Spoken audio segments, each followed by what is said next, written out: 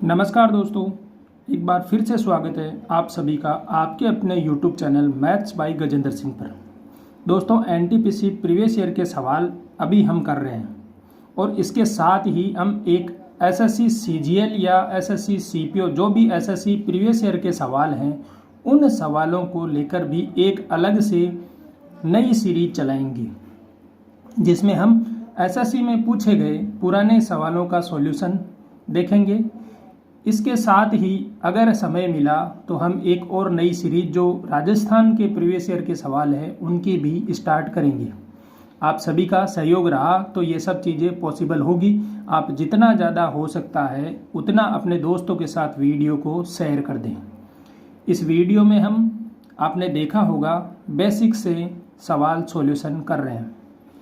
जहाँ तक हो सकता है मैं जीरो लेवल से सवाल को स्टार्ट कर रहा हूँ और उसे एक हाई लेवल तक का हम सॉल्यूशन ले रहे हैं बेसिक लेवल से। उसके बाद जहाँ ट्रिक बनती है उन ट्रिकों पर भी हम डिस्कशन करते हैं।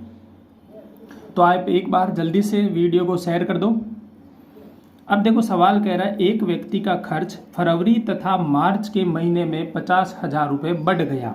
यदि जनवरी में उसका खर्च 50,000 रुपये था तो उसका जनवरी से मार्च तक का औसत रुपए ज्ञात करो।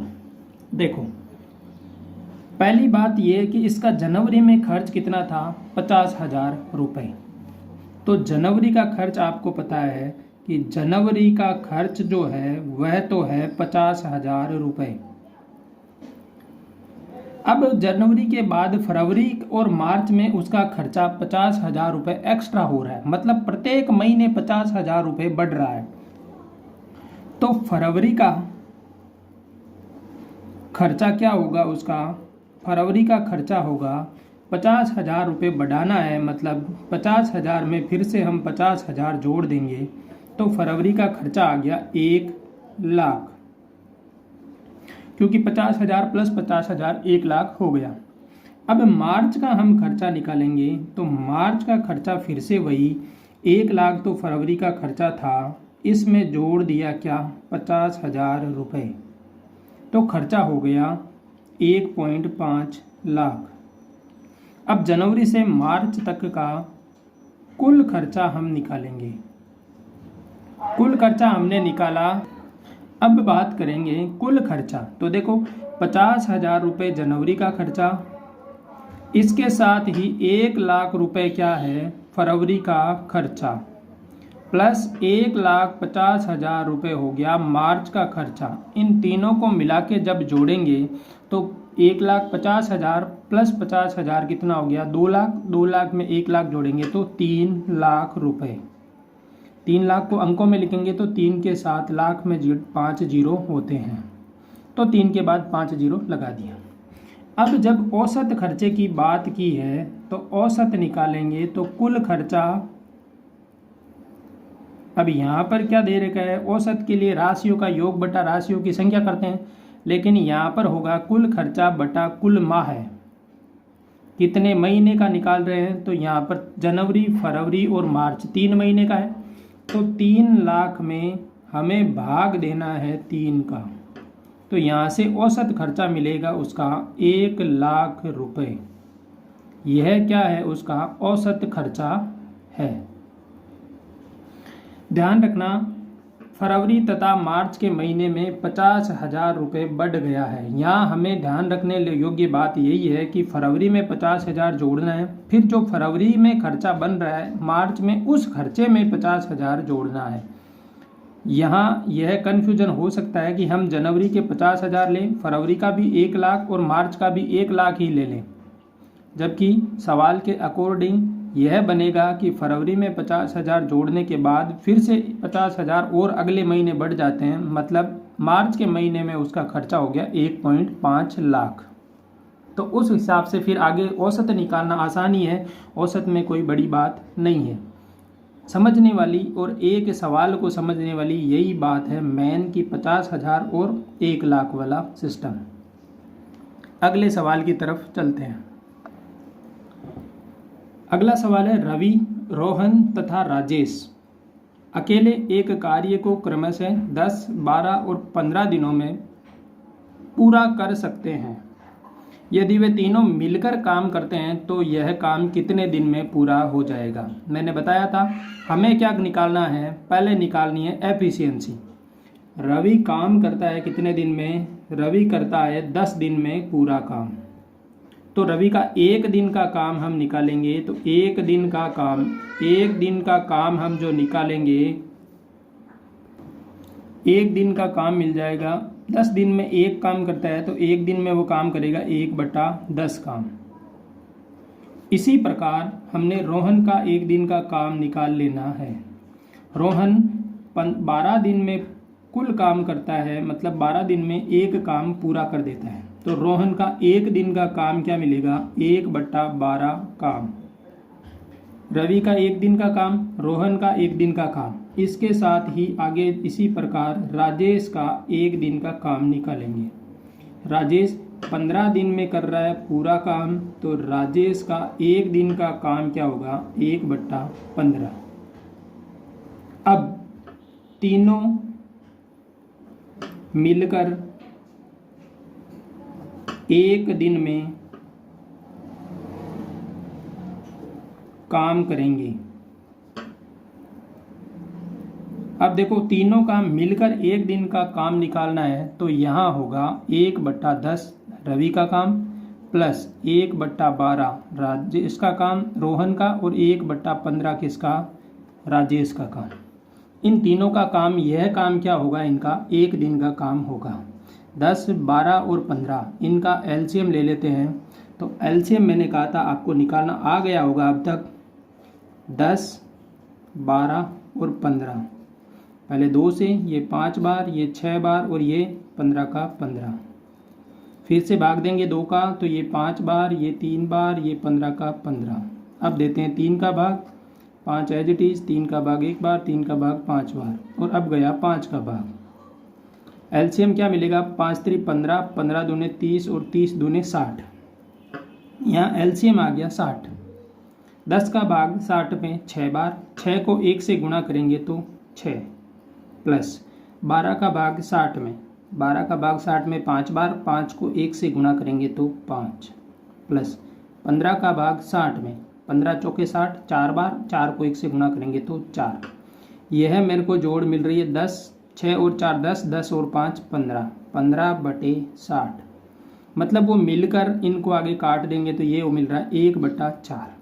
तीनों मिलकर एक दिन में 1/4 काम कर देते हैं, मतलब 1/4 काम एक दिन में कर देते हैं। तो कुल कितने दिन में काम होगा, तो कुल काम में लगा समय, एक दिन के काम का क्या करना है, उल्टा। या फिर एक दिन का काम 1/4, तो पूरा काम होने में कितना समय लगेगा, तो 1/4 को एक काम करने में अगले दिन 1/4 और होगा, तो आधा काम हो जाएगा, फिर 2 दिन में आधा। तो हमें ध्यान रखना है, इसका सीधा उल्टा कर देना है तो हमें पूरे दिन मिल जाएंगे। तो यहाँ से मेरे को मिल गया 4 दिन, मतलब वो तीनों मिलकर 4 दिन में पूरा काम कर देंगे। A option right. ध्यान देना है, मैंने पहले ही बताया है समय काम मजदूरी वाले में हमें पहले एक दिन का काम निकाल लेना है, फिर अगर तीनों का मिलकर पूछते हैं तो हम तीनों को जोड़ देंगे। अगर 2 से पूछा होता तो हम 2 को जोड़ देते।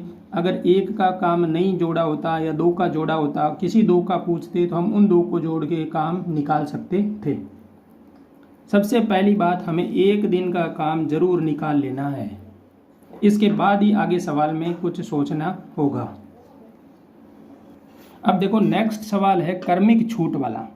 और कर्मिक छूट में क्या होता है कि पहले जो चीज़ एक बार छूट मिलती है, उस छूट को निकालने के बाद अगली बार हमें जो दूसरी छूट मिल रही है, वो जो पहली छूट निकालने के बाद जो मान मिलता है, उस मान पे वापस छूट निकाली जाती है। जैसे इसमें देखो दे रखा है कि 1000 रुपये अंकित मूल्य वाला पेन ड्राइव कर्मिक रूप से 10% और 15% की छूट के बाद खरीदा जाता है। तो 10 और 15 सीधा आप 25% नहीं निकालेंगे। 10 और 15 को जोड़कर आप ऐसा नहीं हो कि 25% निकाल दें तो आंसर हो जाएगा गलत। क्यों?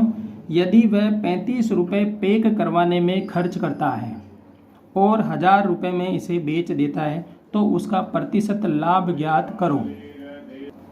तो इस टाइप के सवाल में क्रमिक बट्टे वाले में हमें क्या करना होता है, जैसे अगर कोई 100 रुपये की चीज़ है और उस चीज़ पर 10% बट्टा दिया जा रहा है, छूट दी जा रही है, तो अगली बार ये 90 रुपये की हो गई। अब 90 रुपये पर फिर से क्या दोगे आप, 10% छूट दोगे। 10% की छूट दोगे तो 90 पर 10 9 होगा, तो ये अगला मूल्य होगा 81 रुपये। मतलब मैं कहता हूँ कि दो क्रमागत 10% की छूट अगर आप दे रहे हो तो छूट देने के बाद उसको क्या कर रहे हैं हम, 81 रुपये में बेच रहे हैं। और अगर आप सीधा ही 10 + 10 2 बार कर देते और सीधा आप 20% माइनस करते तो 100 का 20% होता है 20, और 20 माइनस करोगे तो वो होगी 80 रुपये की, जबकि सवाल हो जाएगा गलत। तो क्रमिक छूट में हमें पहले एक बार छूट निकालनी है, उसके बाद जो मान मिलता है इस मान का फिर से अगली छूट निकाल देनी है। तो अपने सवाल के अकॉर्डिंग देखो, 1000 रुपये क्या है, अंकित मूल्य है। इस पे पहले क्या दे रहा है वो, 10% की छूट। मतलब मैं इसका कर देता हूँ 90%, क्योंकि 10% छूट देने के बाद बचेगा क्या, 90%। जो 90% की वैल्यू मेरे को मिल रही है, तो यहाँ से 2 0 से 2 0 कैंसिल और ये आ गया 900। अब जो ये 900 संख्या मिल रही है, इस पे वो क्या दे रहे हैं, फिर से 15% की छूट। 15% की छूट का मतलब आप या तो 15% निकाल के 900 में से माइनस कर दो, 15 नमक की 135, 900 में से 135 घटा दो तो वो मूल्य मिलेगा। क्या है, 900 में से 135 अगर मैं निकालता हूँ तो पहले 100 निकाल दो, 800 में से 30 गए तो 770, और 770 में से फिर 5 घटा दो तो 765 मिल गया मेरे को। अब ये चीज़ क्या है, 765 रुपये तो उसके क्या हुए, लगे। अब फिर से उस पर पेन ड्राइव पे वो पैकिंग में 35 रुपये खर्च कर रहा है, तो 765 प्लस पैकिंग का चार्ज 35 रुपये, 35 रुपये हम फिर से जोड़ेंगे तो ये हो गया 800 रुपये। मतलब उस बंदे ने 800 रुपये में तो उस पर पूरा खर्चा आया है। खरीदा हुआ मूल्य क्या हो गया अब उसके, 800 रुपये। अब वो बेच रहा है इसको 1000 रुपये में, तो जब 1000 रुपये में बेच रहा है तो लाभ कितने का, 200 रुपये का। 200 रुपये का लाभ किस पर, अब 1000 पे नहीं गिनेंगे, 800 पे लाभ गिना जाएगा। तो 200 रुपये का लाभ 800 रुपये पर इंटू 100, तो 200 से 800 4 बार और 4 से 100 कट गया 25 बार। फाइनली आंसर आपको क्या मिला, 25% उसको क्या हुआ है, लाभ हुआ है। अगर आप छूट वाले से ही देखते तो मुझे पता है, देखो 1000 रुपये की चीज़ उसने 10% 15% पर छूट दी, छूट देने के बाद वो कितने में थी, 765 रुपये में। अब अगर वो 25 रुपये पे खर्चा नहीं करता तो यहाँ पर कितना उसके हो जाता बेनिफिट होता 235 रुपये का। 235 रुपये का बेनिफिट होता किस पे, 765 पे, इंटू निकालते 100। यहाँ से जो प्रतिशत मिलता वह फाइनल प्रतिशत होता। इसके लिए मैंने एक अलग से सूत्र भी आपको बताया था, x + y + xy बटा 100। अब ये दोनों बार ही माइनस छूट मिल रही है इसको, तो यहाँ पर भी होगा -10, यह भी होगा -15, और माइनस माइनस हो जाएगा प्लस का 10 × 15 बटा 100। 1 0 से 1 0 कैंसिल, ये हो जाएगा 1.5। 10 और 15 कितने होते हैं, 25, तो माइनस का 25 और प्लस का 1.5, तो 25 में से 1.5 जाएगा तो क्या बचेगा, माइनस का 23.5। तो यह छूट क्या होती, उसकी फाइनल छूट होती, और यही इसको क्या मिलता, लाभ मिलता अगर वह 1000 रुपये में बेच देता तो। लेकिन उसके 35 रुपये का एक्स्ट्रा खर्चा, जो पैकिंग का खर्चा था, उसकी वजह से उसे लाभ कितना हुआ, 25% का लाभ हुआ। यह सवाल देखो, एक आदमी 3 रुपये में 10 संतरे खरीदता है और 3 रुपये में 8 संतरे के हिसाब से बेचता है, तो लाभ प्रतिशत ज्ञात करो। इस टाइप के सवाल बहुत ज़्यादा देखने को मिलेंगे आपको। 3 रुपये में 10 खरीदता है, मतलब 10 संतरे 3 रुपये में खरीदे, मतलब एक संतरे का मूल्य, खरीदा गया मूल्य क्या होगा, 3/10 रुपये। ये तो है सीपी, कॉस्ट प्राइस या क्रय मूल्य। अब उसने बेचे हैं 3 रुपये में 8 संतरे। तो 8 संतरे उसने बेचे और वो कितने में, 3 रुपये में। तो एक संतरा बेचने का उसका मूल्य क्या मिल रहा है आपको, 3/8। ये क्या है, SP। CP SP मिल गया। तो हमें देखना है SP माइनस CP हमें निकालना है। तो SP माइनस CP विक्रय मूल्य माइनस क्रय मूल्य करेंगे तो हमें पता चल जाएगा लाभ होगा या हानि। प्रश्न में सिर्फ लाभ का है तो हमें वो आगे देखने की ज़रूरत ही नहीं है कि लाभ होगा या हानि। 3/8 माइनस 3/10, दोनों का एलसीएम लेंगे तो 3, 8 और 10 इनका सीधा जोड़ दो 80। 8 का भाग 80 में 10 बार, 10 को 3 से गुणा करेंगे तो 30, माइनस 10 का भाग 80 में 8 बार, 8 को 3 से गुणा करेंगे तो 24। 30 में से 24 जाएंगे तो 6/80, इसे काटेंगे तो 3/40। यह क्या मिल रहा है, लाभ। पूछा क्या है, लाभ प्रतिशत। लाभ प्रतिशत हमें निकालने के लिए क्या करना होगा, लाभ बटा क्रय मूल्य इंटू 100। तो लाभ कितना, 3/40, क्रय मूल्य कितना है 3/10, इंटू करेंगे 100 से। तो देखो 3/40, इस संख्या को करेंगे उल्टा तो 10/3 गुणा में है 100। 3 से 3 कैंसिल, 0 से 0 कैंसिल, 100/4। तो 100/4 करेंगे तो ये क्या मिलेगा, 25%। मतलब उसे 25% का क्या हुआ है, लाभ हुआ है। ठीक है, धन्यवाद दोस्तों, मिलते हैं नेक्स्ट वीडियो में।